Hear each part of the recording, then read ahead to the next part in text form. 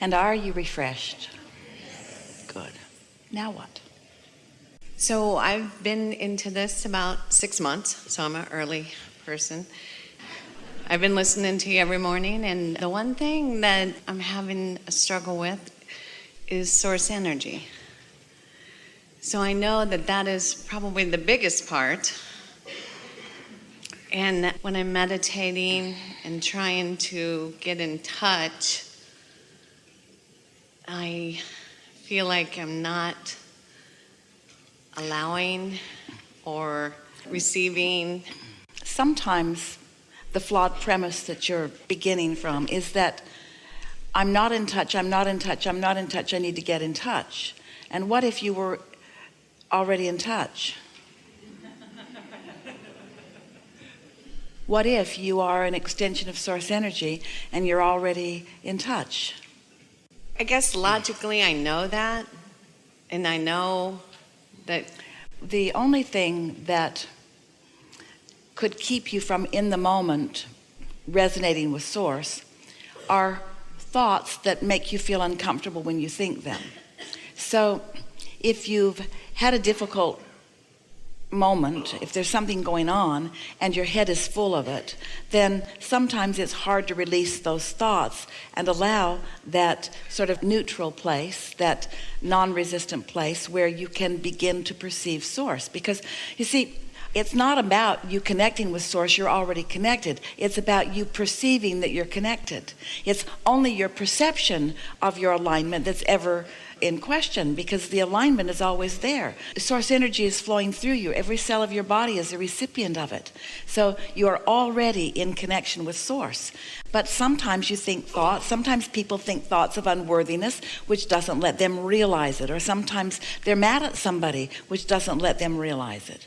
And it's the reason that we teach quieting your mind. So as you find something to focus upon that isn't much to think about, but distracts you from things you were thinking about, then it's easier for you to perceive your alignment with source.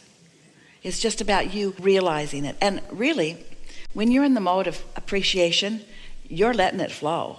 That feelings of passion, that's really connection to source.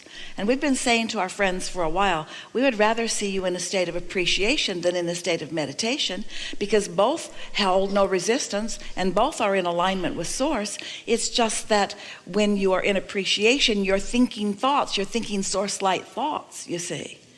So meditation is a wonderful tool to release resistance.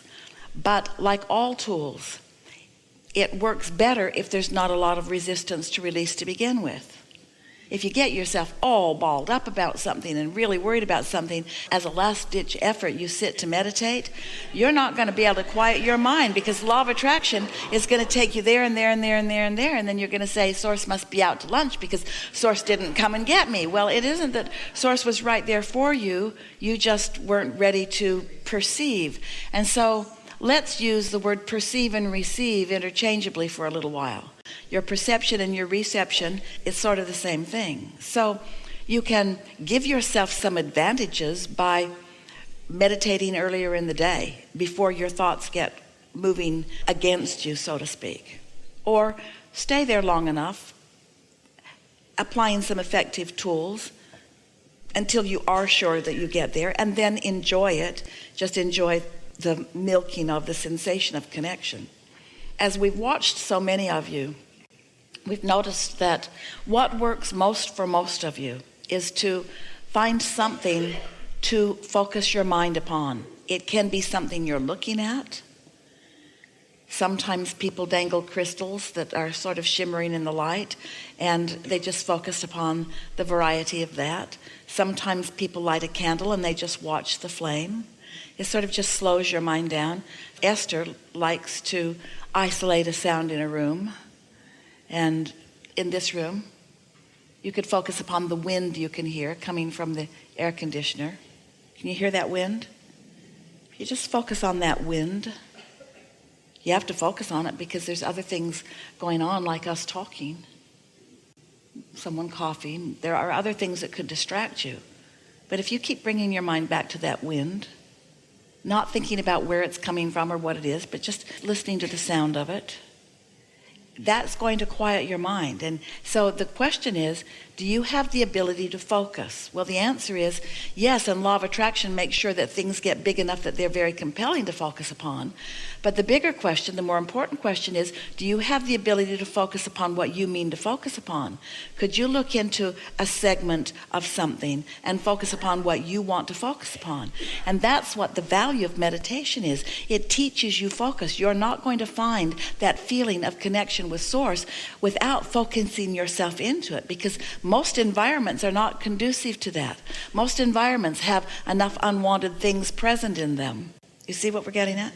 It's a very unusual time that any of you could be conditional enough in your life that you could find a point in time or a place in time where everything that you looked at was so perfect that you could just look around and find harmony with Source. You focus yourself into your perception of Source by finding really subtle vibrations. Because sometimes you go too hard into what you want. Sometimes people use meditation to sort of affirm what they want, and without even meaning to, they go over here too far to something that they want that hasn't manifested yet, that they're not ready for, and then they don't let what they are ready for happen. But what you are already, without exception, what you are all ready for is to quiet your mind and allow Source to be within you unrestricted. There is not one of you who is not ready for that, you see. So it's just about non-thought. Esther started by counting her breaths, not even keeping count of them so much as noticing this one's out, this one's in, this one's out, this one's in. It's really boring. This one's out, this one's in. This one's out, this one's in. Still boring. This one's out, this one's in. But after a little while, this one was delicious and this one was delicious and this one was satisfying and so was this one. And then she felt detached. And she knew she was detached because her whole body felt numb. Sort of in the chair but not in the chair. Touching the chair but not feeling the chair. A very clear distinction between her toe and her nose, but she couldn't tell it. Because she was only focused upon in and out, in and out. Not even about lungs, not even about air. In other words, after a little while, it was just all vague. There was just no attention to anything. And when there's no attention to anything, then you are in pure concert with your Source. Now, you do that for a little while every day. And what will happen is you'll find that alignment, and then, before you know it, you'll think a thought that Source is thinking. That happened to Esther for a while, and she thought those were her thoughts. They sounded a lot like her. And so then she would just go back and breathe more and more and more and more. So we really appreciate your request for this, because it is the sure way to release resistance. So we say release resistance, and then once you release resistance, what that really means is you've stopped momentum. You've stopped any contradictory resistant momentum. Of course, you cannot stop the momentum of your Source. So in stopping resistant momentum, you've allowed the momentum of love. You've allowed the momentum of your inner being's attention and appreciation of you. You've allowed your inner being's appreciation of you, which translates into your own feeling of worthiness. You've allowed calmness. You're just allowing well-being, you see. And then off you go. Instead of forcing it. Say again? I think sometimes I try to force it. Think about that in light of what we've already been talking about. You've got some idea of what you want to achieve and why you want to achieve it. So you're looking for it and not finding it, and then you're messing up the readiness for what you're ready for. Esther sat here this morning for a little while. She came a little early and she could hear you in the room. And she was reaching for a sound that she could focus on. And she said to herself, I think I'll just focus upon this sound of joy. Because you were noisy and laughing. You were laughing and obnoxious. It sounded like music, you see. And so she wasn't looking for silence. She was just looking for something good feeling to focus upon. Yeah, that's the answer. Always the answer. Ready to be ready. And so that is the ultimate getting ready to be ready. Because if you will spend a few minutes in the morning, 15 is enough, and it might take you 14 to get there. But once you get there, now you're ready to be ready, which means that your next moment in time is going to be more likely that you will find things of pleasure there. And your next moment, if we could convince you that this conversation isn't about preparing you so that you can be invincible, or preparing you so that you can create anything, or so that you can be or do or have anything. That's not what this conversation is about. This conversation is about you allowing yourself to be ready for what's raining down around you that you often can't see. Readiness for timing, readiness for clarity, readiness for the right thing to flow from you or the right thing to come to you. It's turning you into, over a little bit of time, a cooperative component to your own desires. You cannot be a cooperative component to your own desires if you are harboring any ill will toward anyone or to yourself, you see. So sometimes you have to kind of start at the very beginning, and that's all right, because the very beginning is no thought. And no thought then will lead to something that feels a little better, and something that feels a little better, and something that feels a little better. And then when you do, and you will, stumble onto a circumstance or an event or even a thought in your own mind that is not harmonic, which is not in harmony with your inner being, it's going to feel awkward to you. And in its awkwardness, you can then choose. This thought which doesn't feel so good, which is very small, really, in comparison to some thoughts that I've thought, because I've meditated, even these thoughts really can't get a lot of momentum going. And then, before you know it, you have bridged every belief into one that serves you. The belief that you held that you weren't good enough has morphed into one that, of course, you are. The belief that you held that life is going to be hard for you has morphed into it's not difficult to be ready for something good to flow. The belief that you've held that, oh, this is good and this is good enough, but the other shoe will drop, will morph into, oh, contrast serves me so well, and I always find what I'm looking for. Before you know it, you will just feel well-being. You will find such well-being that you will be prepared for a world in upheaval. And that's such a nice thing, because your world, if you look around enough, is always in upheaval.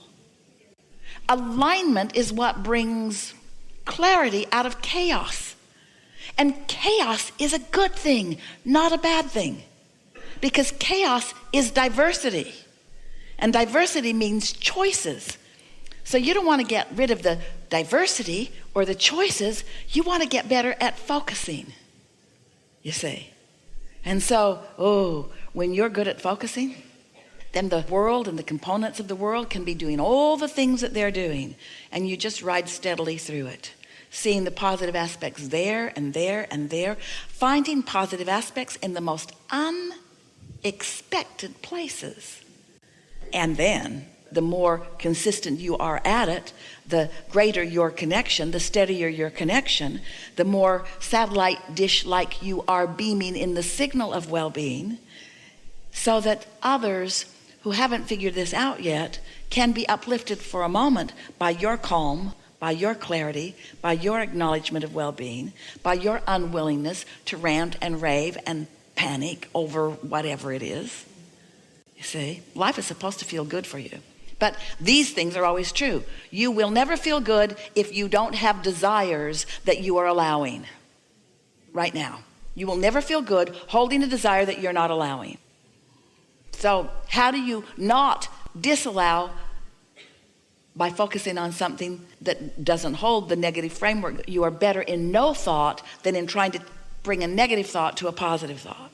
Helpful? Yes. We are appreciating this conversation about meditation. It's a really wonderful time for it. Watch how you feel when you move through a day after you have meditated for a little while. Watch how different your day is. Watch what you're ready for. Watch what you rendezvous with. Watch how you feel. And watch how in time, and we're not talking about a long time, we're talking about a matter of a few days. Watch how powerful you begin to feel, how sure-footed you begin to feel, and then how eager you are to get out there where all kinds of things are, because you know you're steady. Okay. Yeah. I will. We know you will. Watch that. Thank you. We know you will.